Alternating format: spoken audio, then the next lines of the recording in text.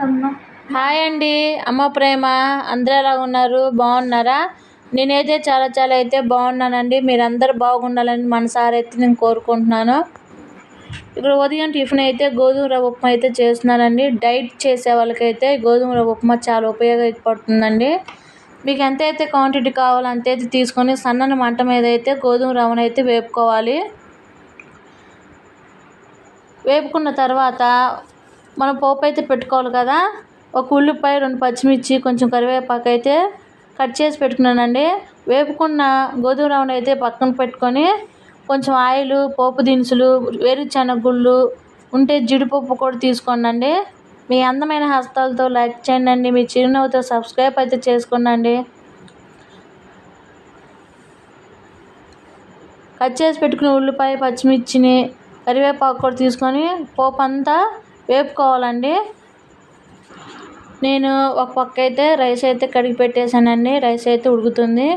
ఈ పోపులో నేనైతే క్యారెట్ కూడా ఉందండి. నేనైతే క్యారెట్ని సన్నగా ముక్కలుగా అయితే కట్ చేసి పెట్టుకున్నాను. ఈ పోపులో తీసుకొని ఆ పోపులోనే ఈ క్యారెట్ని కూడా వేయించుకోవాలండి. ఆ పోపు అంతా వేగిన తర్వాత డబుల్ క్వాంటిటీ అయితే వాటర్ అయితే తీసుకోండి. నేనైతే కొంచెం వాటర్ తక్కువే తీసుకున్నానండి. ఎందుకంటే నేనైతే పాలు ముందుగానే కాచి అయితే పక్కన పెట్టుకున్నాను.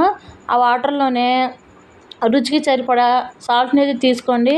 ఆ వాటర్ అంతా మరిగిన తర్వాత ముందుగా వేపి పెట్టుకున్న గోధుమ రవ్వను అయితే తీసుకొని దగ్గరకు వచ్చేంత వరకు అయితే ఉడికించుకోండి. మీకు ఉప్మాలో పాలు పోసుకొని ఉప్మా చేసుకొని తినటం ఎంతమందికి ఇష్టమో కామెంట్ అయితే చేయండి. లంచ్ బాక్సుల్లోకి అయితే మంచి రెసిపీ అయితే చేస్తున్నానండి. మీరు కూడా అయితే పిల్లలకి ఈ రెసిపీ అయితే చేసి అయితే పెట్టండి. చక్కగా అయితే బాక్సులు అయితే ఖాళీ చేసుకొని తీసుకొని వస్తారు. మనకైతే పిల్లలు లంచ్ బాక్సులు తినేసి ఖాళీ చేసుకొని వస్తే ఆనందమైన మీకు కూడా నాకైతే చాలా ఆనందం అండి. ఉప్మా దగ్గరకు వచ్చేంత వరకు ఉడికించుకున్న తర్వాత కొంచెం అయితే కొత్తిమీర అయితే తీసుకున్నాను. లంచ్ బాక్స్లోకి మంచి రెసిపీ చేస్తున్నాను చెప్పాను కదా. ఒక ఉల్లిపాయ, 2 పచ్చిమిర్చి, బంగాళదుంప. నేను రాత్రి అయితే బీన్స్, క్యారెట్ అవన్నీ అయితే కట్ చేసి పెట్టుకున్నానండి. బంగాళదుంప అయితే కట్ చేసుకోలేదు. ఇదిగోండి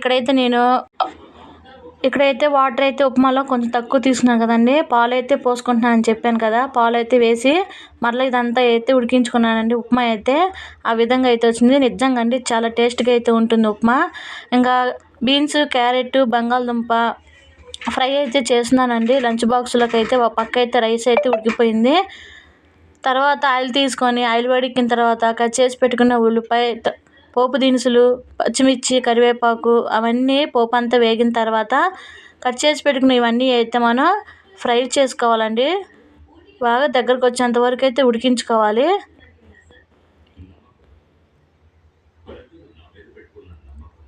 బంగాళదుంపలు కూడా ఒకటే తీసుకున్నానండి, పెద్దది. సో నిజంగా అండి ఈ కర్రీ అయితే చాలా టేస్ట్గా అయితే ఉంది. సూపర్గా అయితే ఉందండి. ఒకసారి ఈ కర్రీని ట్రై చేయండి. పిల్లలకు కూడా లంచ్ బాక్సుల్లోకి చాలా టేస్ట్గా అయితే ఉంటుంది. బీన్స్లో ఫైబరు, క్యారెట్లో కూడా ఫైబర్ ఉంటుంది కదా. త్వరగా అయితే పిల్లలకి అరుగుదల అవుతుంది. ఒక 5 నిమిషాలు మగ్గిన తర్వాత ఉప్పు, చిటికెడు పసుపు కూడా తీసుకోండి.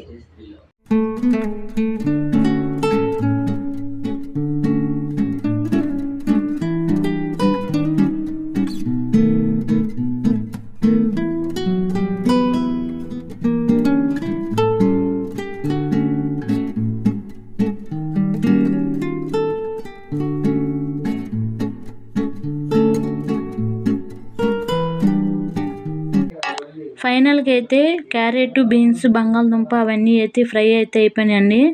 లాస్ట్ అయితే మనం కారపొడి వేసుకోవాలి కదా. కొబ్బరి, చిన్నుల్లిపాయ, కారము, రుచికి సరిపడా సాల్ట్ని అయితే తీసుకొని మిక్సీ అయితే పట్టేసుకొని ఆ కారపొడిని అయితే తీసుకున్నానండి. నిజంగా అండి ఈ ఫ్రై చాలా అయితే టేస్ట్గా అయితే ఉంది. కారపొడి అదంతా వేసిన తర్వాత ఫైనల్గా కొత్తిమీర అయితే వేసుకోండి. ఇక్కడైతే కర్రీ, రైస్ అవన్నీ అయితే రెడీ అయిపోయి పిల్లలకైతే బాక్స్ అయితే పెట్టేస్తున్నానండి. రెడీ అయ్యి టిఫిన్ అయితే చేశారండి. ఇంకా లంచ్ బాక్స్లు అయితే ఇంక ఈ విధంగా అయితే కట్టేశాను. స్నాక్స్కి అయితే మొక్కజొన్న అవి ఉంటాయి కదండి, అవి కట్టేశాను. ఇంకా మా వారైతే తీసుకెళ్తున్నారండి స్కూల్ దగ్గరికి అయితే. విడిచిపెట్టడానికి. ఇంకా బ్యాగులు అండి అసలు ఎంతంత బరువున ఉంటాయో, అసలు ఎన్ని బుక్స్ అనండి వాళ్ళైతే మోయలేకపోతారు. ప్రతి పిల్లలు కూడా అంతే కదండి, బ్యాగుల ద్వారానే ఇబ్బంది పడిపోతారు ఇంకా ఆ బ్యాగ్స్ మోయక. పిల్లలైతే స్కూల్కి అయితే వెళ్ళిపోయారండి. గిన్నెలు, బట్టలు, ఇల్లు తుడుచుకోవటం అలాంటి పనులు అయితే ఉంటాయి కదా, అవన్నీ అయితే చేసేసానండి. ఇక్కడైతే కాకరకాయ కారం అయితే చేస్తున్నాను. కాకరకాయ కారము షుగర్ ఉన్న వాళ్ళైతే చాలా మంచిదండి తింటే, షుగర్ అయితే కంట్రోల్ అవుతుంది. ఇక్కడ సన్నని చక్రాలకైతే కాకరకాయ ముక్కలు కట్ చేసి కొంచెం ఉప్పు, కొంచెం పసుపు అయితే వేసి ఒక 5 నిమిషాలు అయితే మూత అయితే పెట్టేసేయండి. వాటర్ అనేది ఊరుతాయి. ఆ తర్వాత ఊరిన తర్వాత ఈ విధంగా మనం ఆ ముక్కలను అనేది గట్టిగా పిండుకోవాలి. నేను పిండుకునేటప్పుడే ఆయిల్ని అయితే పొయ్యి మీద అయితే పెట్టేశానండి. ఒక పక్క ఆయిల్ అయితే వేడెక్కుతుంది. ఇదిగోండి, ఈ విధంగా గట్టిగా పిండుకున్న తర్వాత కాకరకాయ ముక్కలను అయితే తీసుకొని ఆయిల్ అయితే వేపుకోవాలండి. అదిగో చూడండి, కాకరకాయల్లో ఎంత అయితే చేదు వాటర్ అయితే వచ్చాయో. పిండుకున్న ముక్కలను అయితే ఆయిల్లో వేపుకోవాలి. కొంచెం కలర్ వచ్చేంత వరకు అయితే మన దగ్గర ఉన్నాయన్నీ వేపుకోవాలి. మధ్యాహ్నం లంచ్లోకి అయితే కాకరకాయ ఫ్రై, ఉదయం చేసిన క్యారెట్ బీన్స్ ఫ్రై అయితే ఉందండి. మా దగ్గర పనిచేసే తనకు కూడా బాక్స్ అయితే పెట్టాలి, మరలా అందుకే నేను రైస్ కూడా వండుతున్నాను.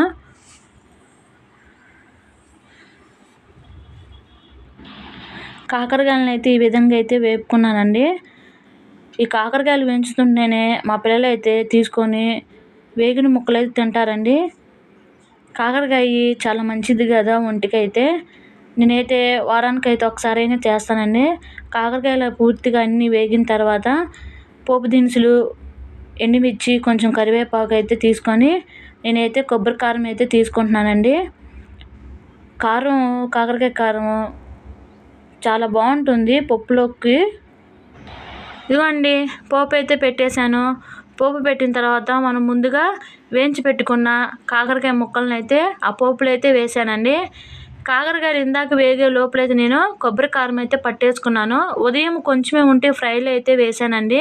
ఇప్పుడు మరలా అయితే నేను కారము ఎంతైతే నాకు కావాలో కొబ్బరి కారం అంతైతే పట్టుకున్నాను. పట్టుకున్న తర్వాత కాకరకాయ కారానికి ఎంతైతే అవసరమో అంతైతే తీసుకొని సాల్ట్, కారం ఇక్కడైతే చెక్ చేసుకోనండి. ఫైనల్గా అయితే కాకరకాయ ఫ్రై అయితే రెడీ అయితే అయిపోయిందండి. క్యారేజ్ అయితే పెట్టేసి పంపించాను డ్రైవర్కి అయితే. ఈ వీడియో తింటానండి. మరొక నెక్స్ట్ వీడియోలో అయితే కలుద్దాం. బాయ్.